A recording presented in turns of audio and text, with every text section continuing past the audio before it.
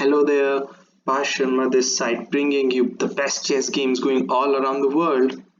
While the chess games aren't going at the moment, I'm gonna bring you to the chess classics, as I say. Now, this is the game between Anatoly Karpov and Garry Kasparov from the 1984 World Chess Championship match. I'm going to be covering all the games, all the decisive games of the tournament, and all those critical games that were quite crucial in becoming world champions that we admire and those who inspire. So, the prelude of this match was very interesting. Anatoly Karpov was the world champion. He became champion by default when Fischer refused to play, and he played two other World Championship matches against Korchnoi in 1978 and in 1981. His challenger Garry Kasparov was a star in the making. He defeated Belyavsky, he defeated Korchnoi in the semifinals, and he beat Vasily Smyslov to qualify for the World Championship. So, the format of this championship was quite different to the others. In this championship, the player who wins 6 games will be the winner. So the match will be continuing till we get a player who wins 6 games. So that could be a long tour. So we join in the game 3. In game 1, Karpov had white pieces, Kasparov with black, and Karpov had a very good position, had the initiative, but Kasparov defended well and held it to a draw. In game 2, Kasparov had white pieces and he attacked instinctively at Karpov, and Karpov made several mistakes, and so did Kasparov. He didn't pounce on his chances, and that game too ended in a draw.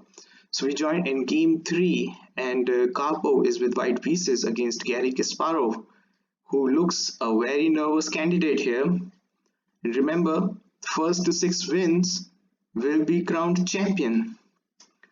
So Karpov with white pieces opens with e4, and we see the Sicilian defense, the Polson variation as they say, after this capture. And in game 1, Kasparov played knight f6, and Karpov got a great initiative after g4 and h4, but Kasparov was able to defend it well and hold that game to a draw. But here Kasparov plays knight c6 in this position, and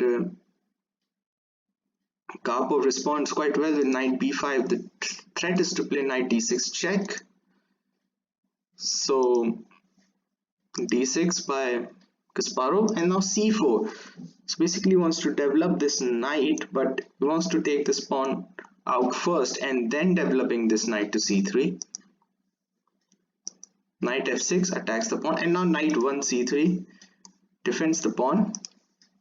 a6 kicks that knight to a3, and bishop e7. So Kasparov preparing to castle. Bishop e2, Karpov does the same, and both sides castle. Now a very critical moment here. He could have played, let's say, strike into the center with takes,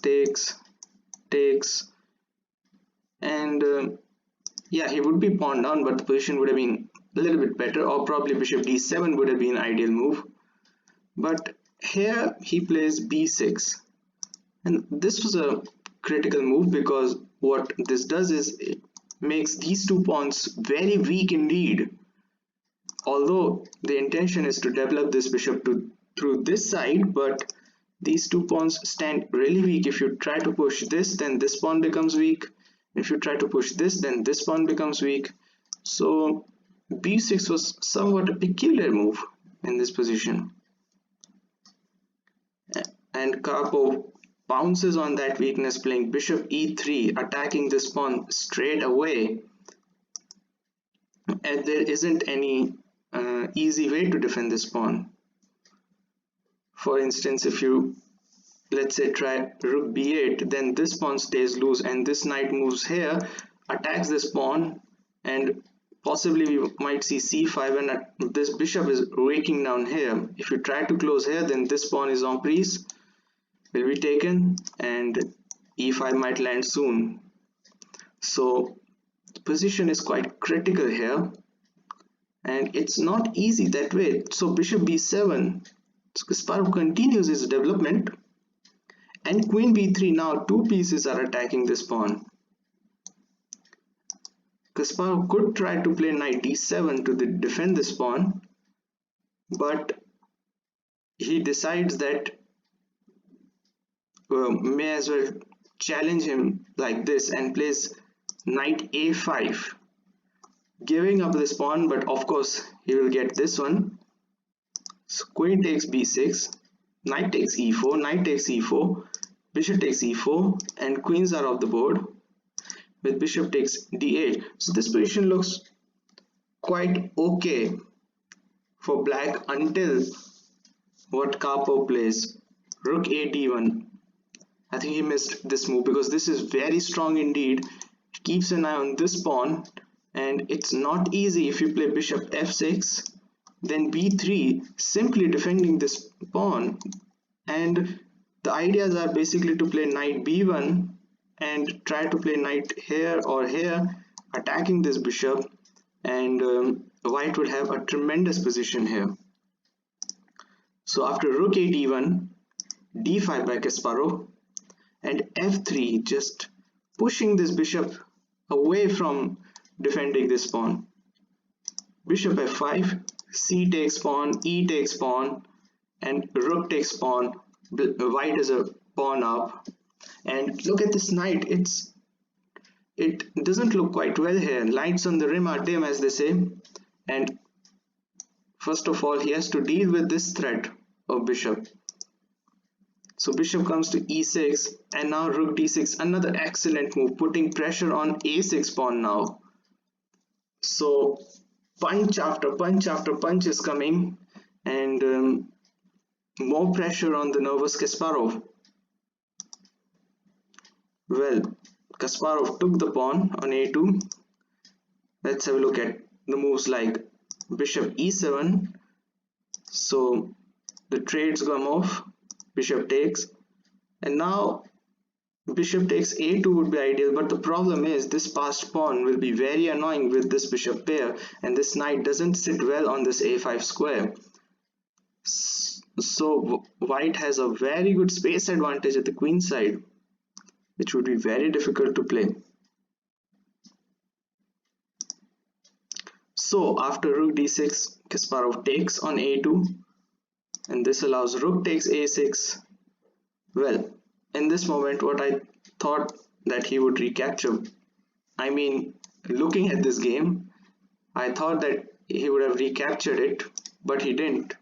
He plays rook b8 here, which was a mistake, because now what happens after bishop c5, this bishop is starting to hassle this rook. Rook e8, and now bishop b5 attacks this rook, and this rook doesn't have a good square to go. It's very interesting. These two bishops are like breathing fire. So rook comes to e6, and this bishop is very well defended. The rook cannot take it. And b4, another beautiful move. So the intention is that he might try to attack this bishop. If ever he tries to attack this bishop, then this b pawn doesn't stay loose. It is defended by this bishop, and it is also attacking this knight. That's another crucial point in this position. So the thing was, if rook takes, then bishop takes. You cannot take it because the bishop defends the pawn. So he plays knight b7. Bishop comes to f2, and now bishop e7 attacks this pawn, and now knight c2, another beautiful move, defending this, and rook attacks the bishop. Bishop comes to d5, and now another beautiful move, rook d1, attacking the bishop, putting more pressure here. So black in this position already running very short on moves and doesn't have a good response to it either, all because of this rook b8 move. that this has happened. And bishop b3, and another spectacular move from Karpov, rook d7. Wow, if rook takes, then exchange, and if bishop takes, then this bishop stays loose. If bishop takes this knight, then rook takes, exchanges, and then bishop takes this bishop. So he plays rook d8. Rook takes e6. So going for this now. Rook takes d7, and I think this was a critical error. He should have gone for this. Pawn takes rook and would have taken the bishop, but he just collapsed here. Rook e1, beautiful move, protecting this back rank. And if bishop takes, well, by the way, I should say that bishop takes, then rook takes. Rook is also under attack, so rook has to move to c7, and after bishop e6, Kasparov resigned the game. The rook is attacked, and if rook takes knight, then rook takes bishop. This knight is hanging. He has to play knight d6, but then bishop c5 wins. Let's show you. Rook takes c2, rook takes e7, threatening mate. So knight d6 and bishop c5. There is no time to take it because this is checkmate, and you can keep checking, but king finds its home at g3, and this pawn will run through with the help of these two bishops. It is completely lost. Wow, what a superb game, dominating game from Anatoly Karpov. This was the game 3 of the championship. So after 3 games, he's a point up. Will Kasparov be able to recover from this? We'll find out. Another decisive game is on the cards. I hope you like this one. Thanks for watching. Cheers. Bye.